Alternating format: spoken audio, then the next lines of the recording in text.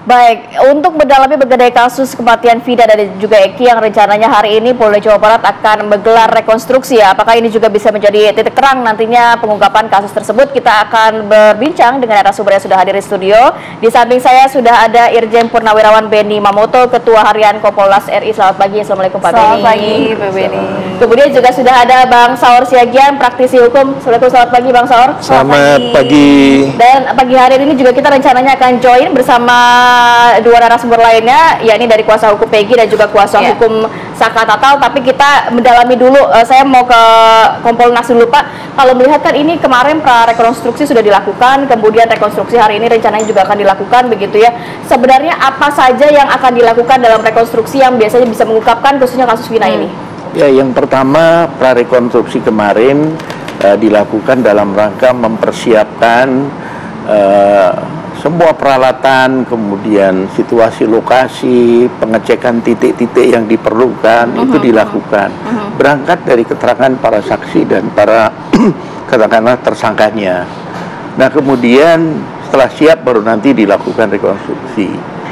Kemungkinan akan muncul hal-hal baru ya. Mengingat ada saksi yang minta perlindungan LPSK. Kalau sudah minta perlindungan pasti ada sesuatu di mana keterangannya itu nanti berdampak pada dirinya, artinya mungkin diancam, ditekan dan sebagainya. Dan ini berkaca pada hal-hal yang terungkap. Ternyata pada saat proses penanganan dulu ada pihak yang menekan untuk mencabut keterangannya.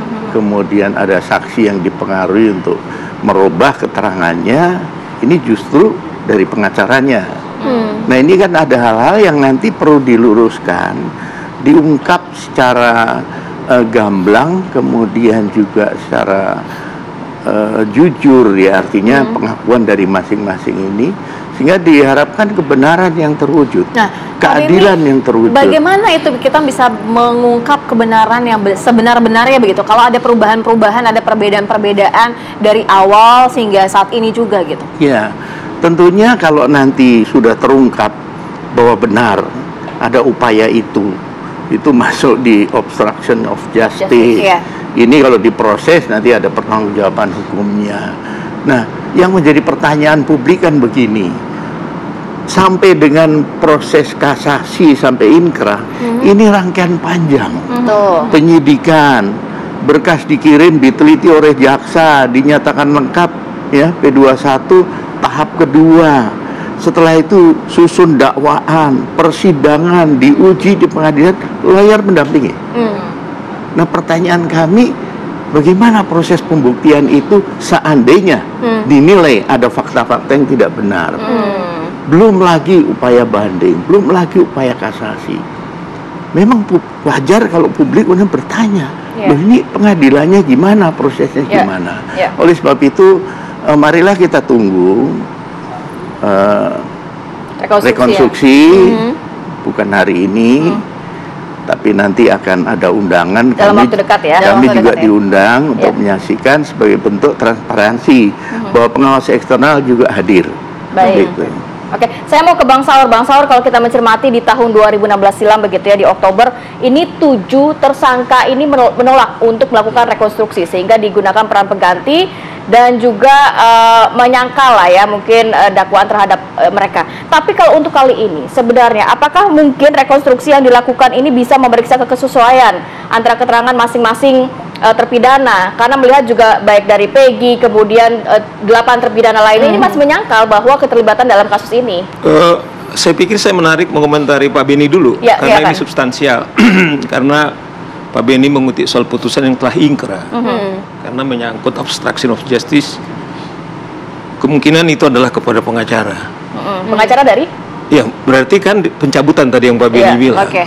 Padahal sebenarnya kalau ini kasus heboh kan, polisi itu di Republik ini hanya satu, polisi Republik Indonesia. Mau penyidiknya itu tingkat polsek, mau tingkat mabes, itu atas nama polisi. Sekarang yang menjadi gempar atas putusan pengadilan yang tadi Pak Benny telah ingkrah, masih ada 3 DPO. Ya, di amar putusan ya. Ini pastikan bahannya ini kan dari teman-teman penyidik nih. Oke, inilah kemudian diputus dan perintah pengadilan. Ada 3 lagi yang harus dicari. 2 lagi berarti ya? Berarti 2 lagi. Bahkan kalau kita dengar, saya cermati betul. Direktur Polda Metro Jaya tidak ada 3. Tapi hanya 1. Jadi dibilang 8 tambah 9 itu konkret. Oh, ini berbahaya. Artinya bayangkan, saya bilang, kenapa saya bilang polisi itu 1? Artinya siapa yang obstruction of justice? Nah, ini berbahaya nih. Malah menurut saya adalah obstruction of justice menurut saya adalah teman-teman Polda Jawa Barat. Ini berbahaya. Kenapa Anda bilang perintangan penyidikan? Ini kontemokot, bukan saja perintangan, tapi ini kontemokot. Karena begini, putusan pengadilan telah ingkrah itu sama kuatnya dengan satu undang-undang. Ya. Satu putusan yang telah ingkrah itu sama. Nah, menarik kan ini kan ini semua bahan kan dari teman-teman penyidik. Bang Saur, ada dari statement kepolisian sendiri yang terbaru bahwa menyatakan ketika penghapusan DPO 2 orang itu karena buktinya yang belum cukup. Berarti dia sendiri sepihak memutuskan atau merubah putusan pengadilan. Itu yang saya bilang, putusan pengadilan itu bebas dan tidak ada boleh mengomentari suatu pengadilan. Itu bisa ancaman, namanya contempt of court. Nah, oleh karena itu menurut saya polisi justru nggak konsisten nih. Kalau tadi saya bayangkan ada 3 BO karena perintah, makanya dicari ini yang 1 ini barang ini yang namanya si Peggy ini kan atas nama perintah pengadilan tuh. Tetapi ingat, konstruksi penyidikan yang 11 ini bukan dari hakim ini, bukan dari jaksa ini, dari namanya polisi Republik Indonesia yang ada di Cirebon. Mau polisi dimanapun, kalau kita bicara soal apa hasil mereka itu 1.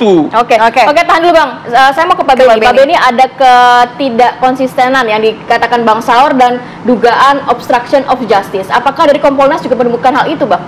Jadi begini, yang ingin saya sampaikan, bahwa dalam penanganan kasus ini di awal banyak kelemahan, tidak optimal. Ini harus secara jujur diakui.